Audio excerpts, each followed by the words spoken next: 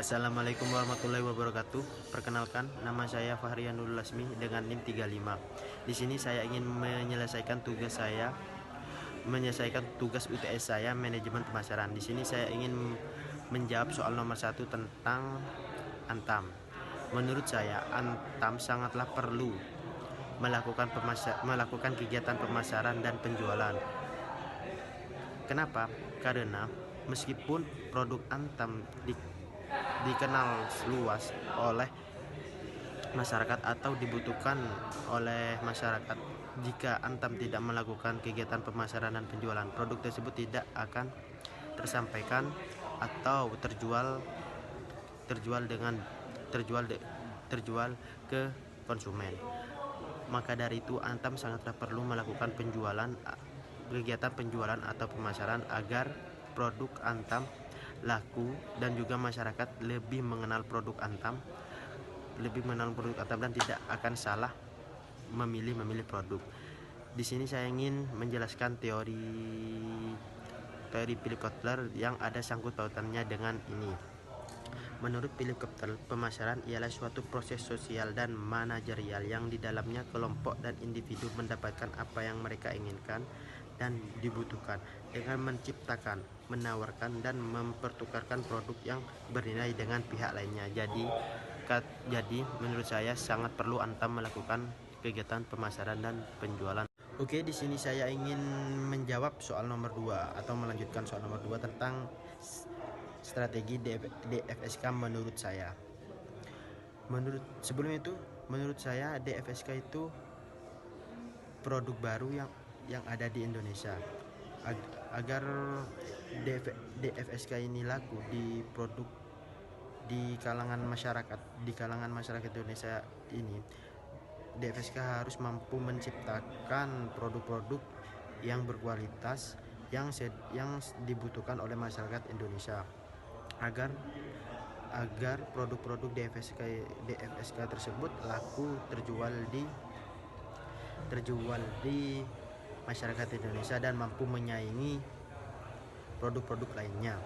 Dan di sini saya ingin menjelaskan teori dari Jiptono. Strategi marketing atau strategi pemasaran merupakan sebuah alat yang mendasar dan fundamental yang didesain untuk mencapai tujuan dan perusahaan dengan cara mengembangkan daya saing yang unggul dan berkesinambungan. Jadi menurut saya sangat perlu DFSK menciptakan produk-produk yang bagus, nyaman, dan yang dibutuhkan oleh masyarakat Indonesia agar DFSK mampu menyaingi produk-produk lainnya, karena DFSK ini merupakan perusahaan atau produk baru yang ada di Indonesia ini. Baik, di sini saya ingin menjelaskan atau menjawab soal nomor 3. Ceritakan bagaimana sebuah organisasi melakukan marketing intelijen dengan memberi contoh sebuah perusahaan yang Anda tahu. Sebelum itu saya ingin menjelaskan tentang teorinya terlebih dahulu.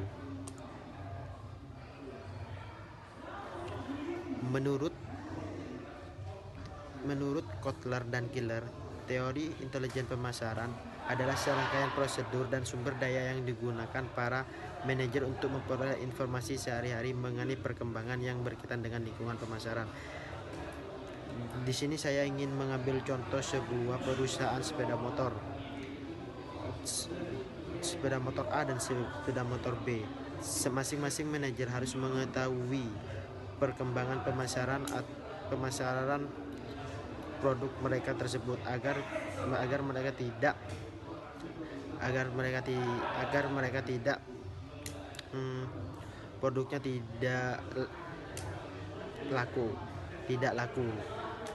Oleh karena itu manajer itu harus berlomba-lomba untuk menciptakan produk yang lebih baik dibandingkan lawannya. Seperti itu yang saya tangkap mungkin. Baik, selanjutnya saya ingin menjawab soal nomor 4 tentang riset pemasaran. Menurut saya riset pemasaran sangat perlu bagi pedagang yang pemula atau pengusaha pemula agar mereka melakukan riset pemasaran terlebih dahulu agar produk-produk mereka laku di pasaran atau di sekeliling masyarakat tersebut. Menurut teori Robi Susatyo, beliau mengatakan pemasaran adalah suatu pengidentifikasian yang lebih objektif dan tersistematis yang akan dilanjutkan dengan pengumpulan. Jadi sebelum kita melakukan atau menciptakan produk baru, kita harus atau wajib melakukan riset pemasaran terlebih dahulu agar produk yang kita ciptakan tidak terbuang sia-sia dan bermanfaat bagi masyarakat tersebut. Saya mengambil contoh pembisnis atau pedagang fotokopi, membuka fotokopi. Sebelum beliau membuka fotokopi atau saya membuka fotokopi, saya harus melakukan riset terlebih dahulu di tempat yang saya akan buka fotokopi tersebut. Saya meriset tentang di sekeliling tempat tersebut ada. Baik, di sini saya ingin menjawab soal nomor 5. Bagaimana mengukur kepuasan pelanggan pada produk UMKM yang dijual offline? Menurut saya, mengukur kepuasan konsumen atau kepuasan pelanggan UMKM yang dijual secara offline, kita sangatlah mudah menilai raut wajah konsumen atau pelanggan tersebut. Jika raut wajah konsumen tersebut senang, berarti pelanggan tersebut puas dengan layanan kita, atau enggak kita memberikan atau menanyakan tentang layanan kita, kualitas layanan kita kepada pelanggan tersebut, atau membuat kotak saran, intinya gitulah. Untuk contoh UMKM-nya di sini saya mengambil tentang warung-warung kecil.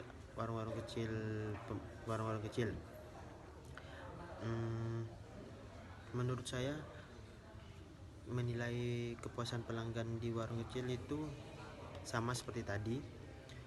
Kita kan sangat mudah, kita bisa tahu dengan raut wajah pelanggan tersebut senang atau tidak, dan kita bisa juga menanyakan kepada pelanggan tersebut bagaimana pelayanan. Baik, di sini saya ingin melanjutkan atau menjawab soal nomor 6 tentang produk saya dan mengapa milih STP tersebut. Di sini saya ingin menciptakan produk kaos yang lagi viral saat ini, yaitu produk kaos dengan tulisan-tulisan filosofi kopi. Di sini sebelum itu saya ingin menjelaskan tentang strategi STP. Strategi STP itu terdiri dari 3: segmentasi, targeting, dan positioning. Oleh karena untuk produk saya, segmentasinya itu kan kaos itu menjadi kebutuhan primer. Seperti kaos itu seperti pakaian kan, masyarakat sangat perlu pakaian untuk menutupi badan. Untuk targetingnya, saya menargetkan di warung-warung kopi atau mengenalkan produk saya di warung-warung kopi. Untuk positioningnya juga di warung-warung kopi juga, dan selain itu juga saya ingin membuka sebuah toko kaos filosofi kopi. Seperti itu yang saya bisa jelaskan sedikit.